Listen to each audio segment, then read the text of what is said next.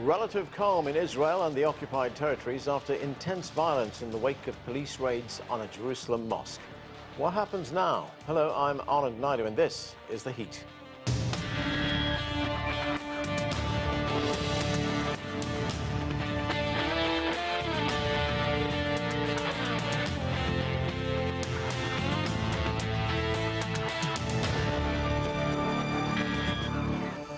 At the same time, Israel is facing widespread protests against judicial reform. Last week, after police raids on the al-Aqsa mosque, the holiest Muslim site in Jerusalem, the country found itself fending off attacks from Gaza, Syria and Lebanon, the largest since a 2006 war between the two countries. CGTN's Stephanie Fried has more in this report. Israel is relatively calm following a week of some of the most intense security challenges the country has faced in more than a decade and a half. Convoluted events included rockets and mortars fired on Israel from Lebanon, Gaza, and Syria, followed by Israel military retaliation on all three. Two sisters shot dead in the West Bank by a Palestinian gunman, an Italian tourist killed, and 7 others wounded by an Arab resident of Israel who plowed his car into them in Tel Aviv, and security forces countrywide on high alert. The violent spiral started in Jerusalem with Israel's police storming one of Islam's holiest sites, al-Aqsa Mosque, during the Muslim holy month of Ramadan. Police say they were rooting out Palestinian worshippers who had barricaded themselves inside the mosque with stockpiled weapons and fireworks.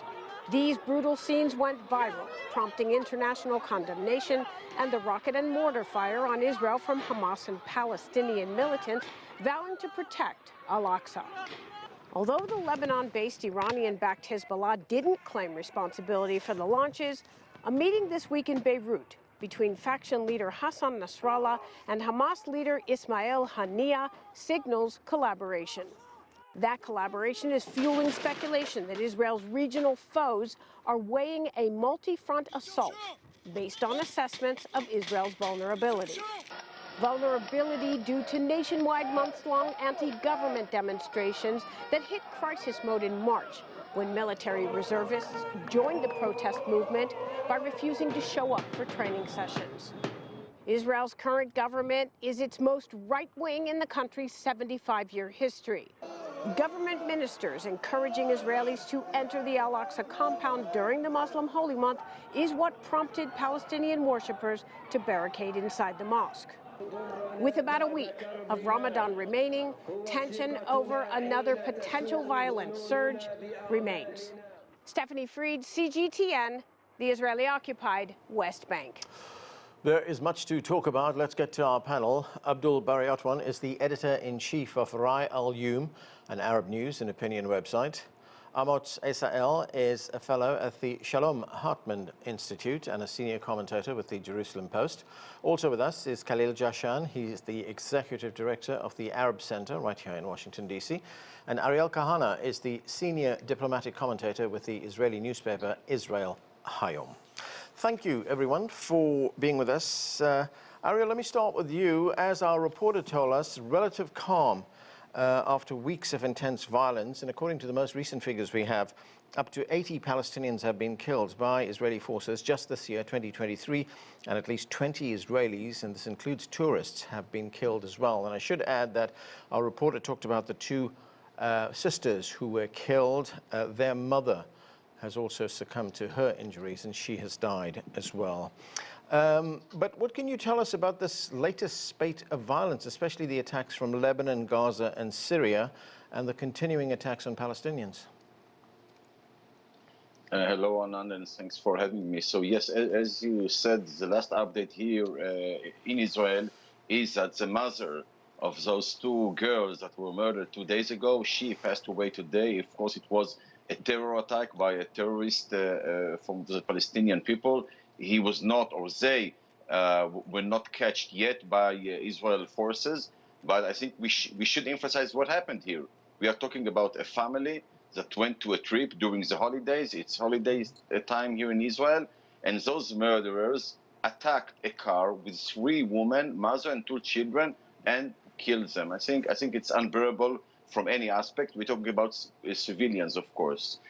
So that's what happened here today, a few hours ago. Now, if you go to the broad picture, as you asked me about, we are now during the Ramadan, which is a holy month for the Muslims here in the Middle East, actually all over the world.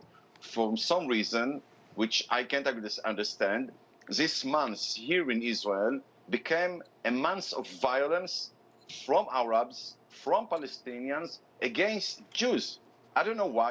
It was not used to be so for decades, but in the last 2 or 3 years, you can see year after year violence coming from Arabs in the state of Israel. And this year, for the first time, as you mentioned, not only inside the country, but also from 4 fronts. We're talking about Judea and Samaria, Gaza, Lebanon, and Syria. All of them from those 4 sides are attacking Israel, and that definitely is a very makes a lot of difficulties, of course, for Israel's security and its citizens' security. Okay, Khalil, Jahshan, what do you make of what Ariel just told us, that it's been a month of violence against Jews perpetrated by Arabs?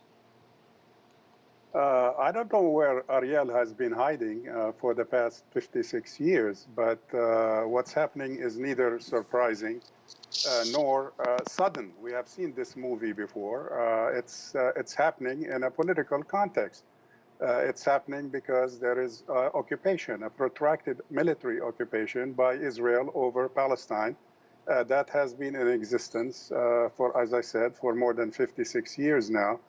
And it is not unique that somehow this year, all of a sudden, this hatred erupted among terroristic Palestinians who decided to apply violence as usual but to Khalil, Jews, quote unquote.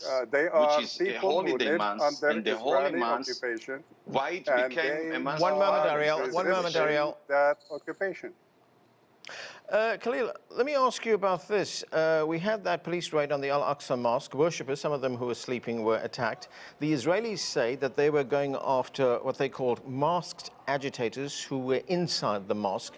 And let's remember that there was a similar raid in 2021 that led to an 11-day onslaught on Palestinians in Gaza. I mean, in an area that has been constantly tense, I mean, how volatile is the situation right now? Extremely volatile. The Israelis knew that, the Americans knew that, the Europeans knew that.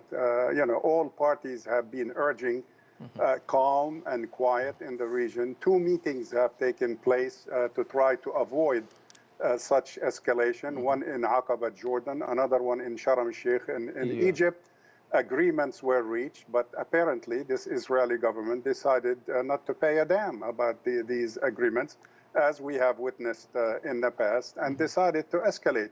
This is the price of this Israeli violation of these agreements. You cannot violate the basic rights of people, millions of people under occupation, and expect them somehow to sing Kumbaya, join hands, and show love to you. Okay. That is what's happening. The occupation has to end. Okay, Ariel, I want to give you a chance for a brief response. You just heard this is being caused by 56 years of military occupation. So first of all, again, we have to remind everyone, the reason there is no peace agreement here in Israel is because the Palestinian leadership, time after time after time for decades, refused to any peace suggestions come from plenty of governments here in Israel. But again, I'm emphasizing we are not talking about politics now. We are talking about religion. Yeah. Why a month which should be holy became a month of violence? Amotz, Asa-El, looking at the broader implications of what we're seeing now, what we have seen for the past month or so, we had those Israeli police raids on the al-Aqsa mosque, the attacks on Palestinians in the occupied territories, anti-Palestinian comments made by senior Israeli officials. This has drawn condemnation from Arab leaders. It's even drawn condemnation here in the United States. Israel's closest ally, the United States, has also condemned what has happened. Where does that leave Israel in terms of its relationship with the broader Arab world? You know, we have had the Abraham Accords, which led to diplomatic relations being opened between Israel and certain Arab countries. But Could there be any expansion of that now? I think the root of the problem lies in how broad you want to make your lens. We must broaden the lens to understand the situation and realize that what we now face is a pair of extremist regimes, both in Israel and among the Palestinians. And the Palestinian situation has been such for several years since the collapse of the protracted and intensive peace talks between Ehud Olmert and Mahmoud Abbas back in 2007. And before that, since the collapse of the peace talks between Yasser Arafat and Ehud Barak in 2000, ever since then, the Palestinians have creepingly gravitated towards extreme leadership. And now, on top of that leadership being unavailable for peace negotiations, it is also ineffective in terms of its own leadership of its own people because of Mahmoud Abbas's advanced age, and because of the split between the West Bank and Gaza. So this is why the Palestinians have ended up where they ended up. On our Israeli side, we had a reflection of this process since Israelis saw that the Palestinians, in the Israeli interpretation of events at least, that the Palestinians rejected Israel's extended hand back then. The Israelis also veered rightwards, and we ended up where we now are. Yeah, Amotz, what about the fact that, you know, by several accounts, Israel now has what's being described as the most right-wing government in its history? And I'm wondering to what extent is Prime Minister Benjamin Netanyahu beholden to these extreme right-wing elements, to this right-wing coalition? Oh, he's held hostage by them, that's obvious.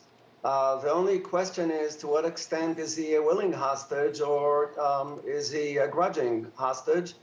But they're calling the shots, both, figuratively and literally speaking. And this is a situation that to at least a broad swath of Israel is very disagreeable. And frankly, according to polls, also is shaky.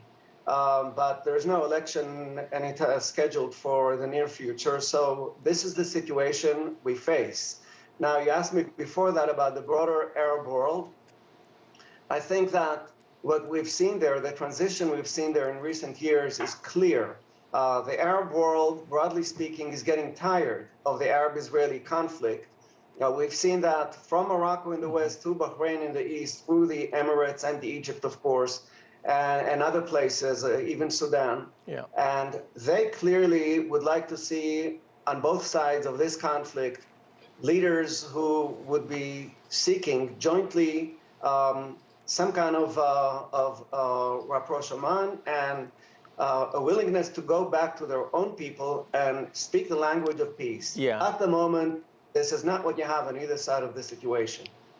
Abdel Bari-Atwan, we just heard that the situation right now between the Israelis and the Palestinians, this crisis that has been in the making for decades, is now held hostage to the fact that they are extremists, as Amotz just told us, on both sides of this conflict. Do you buy that?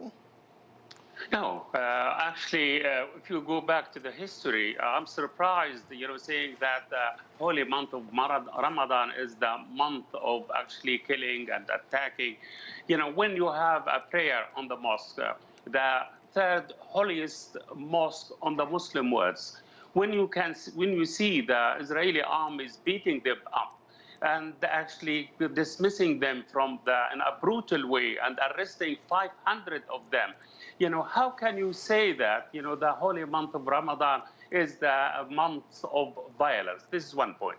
Second point, to say that the Palestinian actually, there are Italian tourists and her daughters were killed by Palestinian and portray the Palestinian as killers. No, I think the Israeli killed 89 innocent Palestinians from the beginning of the year. And they are occupying the Palestinian territory. And we have the most radical Israeli government ever.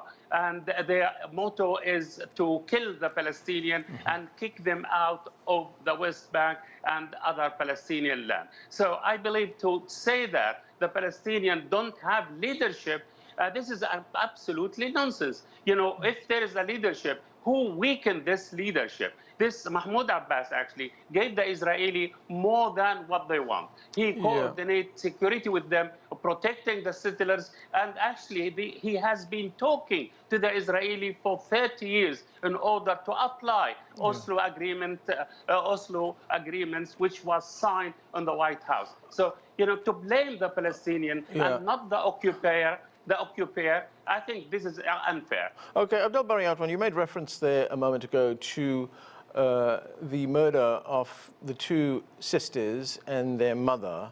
And as you've pointed out, there's also been violence on the Palestinian side, which has, as you pointed out, resulted in the deaths of 89 Palestinian people. None of this is justified, is it? No, it's just, I'm not justifying the death of the lady and her daughters. This is definitely a crime, you know, but they happen to be there. You know, this is we have to understand that. The other thing which I want to say, you know, okay, maybe those Palestinians, they are not official. They don't belong to the Palestinian National Authority. They don't belong to any governmental organization of the Palestinian side. But who kills the Palestinian on the West Bank, and Gaza Strip, the army, a formal army. It is a well-recognized army. This is the difference. You know, those people, these young people are frustrated people because their land under occupation and they are humiliated on the border crossing of the Israeli, and they don't have any hope for the future. But the Israeli army, when they kill the innocent Palestinians, it is official army and considered the most disciplined army in the world. That's the difference, please. Okay, Ariel, I want to get back to those attacks on Israel that came from Syria, Gaza, as well as Lebanon. Israel has responded to those attacks, but it did prompt the Lebanese foreign minister to make a statement. This is some of what he had to say. Let's listen. We don't want any violation of the peaceful situation in South Lebanon. I'm not justifying it, but I'm explaining it, that what happened in Aqsa is very important, and it really, there is a reaction from the Palestinians, there is a feeling from the Palestinians that this shouldn't happen, that their brothers in the West Bank and Gaza should be able to go to al-Aqsa Mosque without any problems. Does he have a point there? I agree with him that any Muslim should have the rights to get into al-Aqsa Mosque and actually pray wherever he want, you know, according to his religion. The point is that the one who disobeys the order in those holy places are those extremists, Palestinian extremists, who bring to the holy place stones, Molotov bottles, cocktails, and even bombs. And the reason that the Israeli police had to get inside was to avoid this violence from the holy place. That's the problem we have. And going to the general picture you're asking about, and very justly, the point is that unfortunately we have, I would say, minority of Arabs, Palestinians, who still do not recognize the right of the Jewish people in the land and keep trying to go to wars or making violence. That is happening while most of Arab countries, definitely the significant Arab countries, including the Gulf countries like the Emirates, as you mentioned, Abraham Accords, Egypt, Jordan, and others, Morocco, of course, all of them do recognize Israel. They want peace.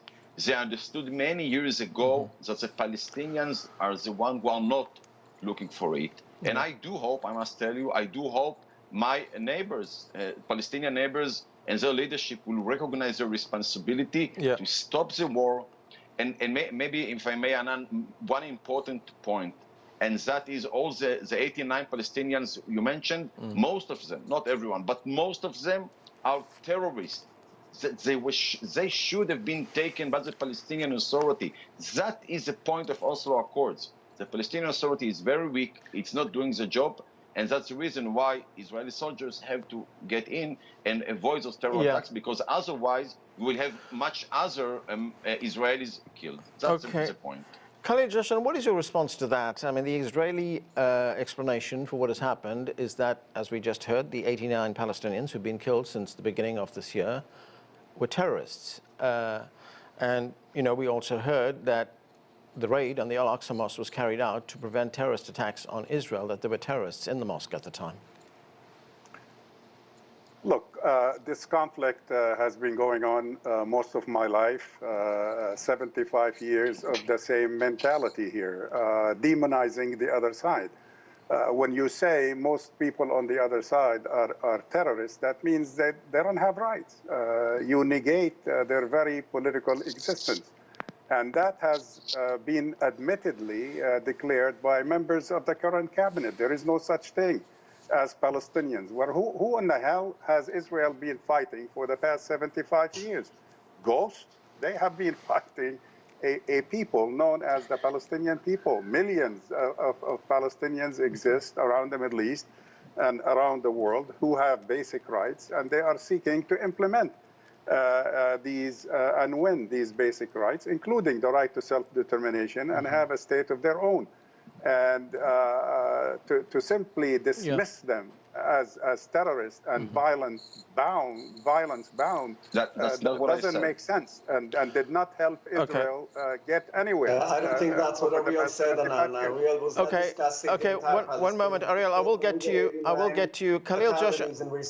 All right, one moment. I will get to all of you. Khalil, Jahshan, I want to play you a short excerpt of what the Israeli Defense Minister, Yoav Gallant, had to say, talking about the recent spate of violence. Let's listen. We will settle the account with whoever tries to hurt citizens of Israel, and we will bring them to the cemetery or to prison after investigation. Anyone who tries to turn the days of Israel's holiday into days of mourning will regret this matter greatly. So, Khalil, we have heard these types of warnings before. This is not anything new, but I'm wondering at this stage, at this time, what are the risks of this violence escalating to the point where it might lead to the kind of attacks on Gaza that we saw in 2008 as well as in 2021? The risk, Anand, is very high, unfortunately extremely high. And when these words by the Minister of War or Minister of Defense, Gallant, who can't even decide whether he's staying in his position or not, because, you know, on the one hand, he's been dismissed. On the other hand, he's still making official statements again. That doesn't make sense. These threats simply add fuel to the fire. They add additional tension, and all it takes is one mistake on this side or the other side to fuel a conflict like we have seen many times before, much more severe than this one thus far. Unfortunately, there has been some escalation in violence, but it hasn't been that significant, frankly. I mean, when you consider the limited amount of so-called rockets or missiles fired from whether it's from the Lebanese side or the Syrian side or the Egyptian side, they were not serious. Israel considered them as not serious. That's why Israel hasn't retaliated in Lebanon, except pinpointed targets here and there. And because they understand where they came from and they understand the magnitude of these rockets. But to continue to escalate the rhetoric, to continue to dismiss the 800-pound gorilla in the room, the fact that there is continuous daily Israeli occupation will continue to escalate the situation, and we will continue to see this national sport every holiday, every Ramadan, every Passover. We are going to basically face the same challenge again and again until the occupation ends. Amotz, we often hear the explanation from Israelis that what is happening here is that this is a war against terrorism, this is a war against terrorists. But what about the comments that have been made by Israeli leaders, even cabinet ministers? I mean, we heard recently a cabinet minister say that a particular Palestinian village should be wiped off the map. We've heard Israeli cabinet ministers say that Palestinians are not a people. They don't actually exist.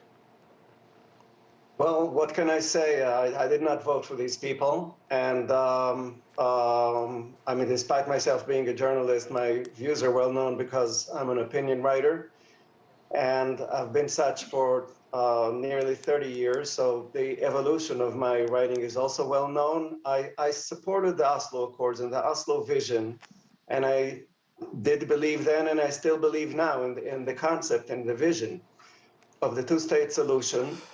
Unfortunately, right now, odds are against us. So we don't have the right leaders on both sides of this conflict in order to make this vision happen. But I remain a firm believer in its future. Yeah. Abdul Bari Atwan, just got a little bit of time left, but I want to go back to the Abraham Accords, which was this effort, this diplomatic effort to get diplomatic relations between Israel and certain Arab countries. And I'm wondering, do these Arab governments that now have relations with Israel, do they have any kind of leverage to temper Israel's behavior, to perhaps encourage Israel and the Palestinians at the same time to come to some kind of agreement? Well, the big answer is a big no. You know, those governments, when they signed this Abraham agreement with the Israeli, they told us and they told their own people that they are doing this to put pressure on the Israeli to create a peaceful atmosphere in the West Bank and Gaza Strip, and also to actually reduce violence against the Palestinian and protecting Jerusalem and its mosque from the Israeli raids. But what happened? It's extremely disappointing that these governments now are regretting what is happening. You know, in the beginning with this agreement signed, about 50 or 60% of their own people of the Emirates of Bahrain supported this agreement. Now, according to the latest statistics, only 20% support that, because you know that these kind of agreements were completely unproductive, and it gave the bad results, or the completely horrible result on the situation on the Gaza Strip. Okay, Ariel, the West Bank. Ariel Kahana, very quickly, I've only got about 40 seconds, but I want to get to this one other big development in Israel, and these are the major demonstrations we've seen against government proposals for judicial reform. And I mean, there are critics who see these proposals as an attempt by Prime Minister Netanyahu to escape the accusations of corruption that he is facing. Where does this stand right now? So since time is short, I would say the following. There are now talks being held by both sides of opposition and the coalition to find a compromise regarding that. But I do think, Anand, that there is a link between the both issues we are talking about. Because what happened was that Israel's enemies made the conclusion that because of the huge debate we had here, maybe Israel is weak, and that's the time to attack us. So what I can tell you as an Israeli, and that's for sure, and I'm sure Asa-El will agree with me, and that's it. About Israel's security, there is no question. Okay. And we have to leave it there. We have run out of time. Thank you to all of you for being with us. And that is it for this edition of The Heat. I'm Arnold Naidu in Washington, D.C. Thank you for watching.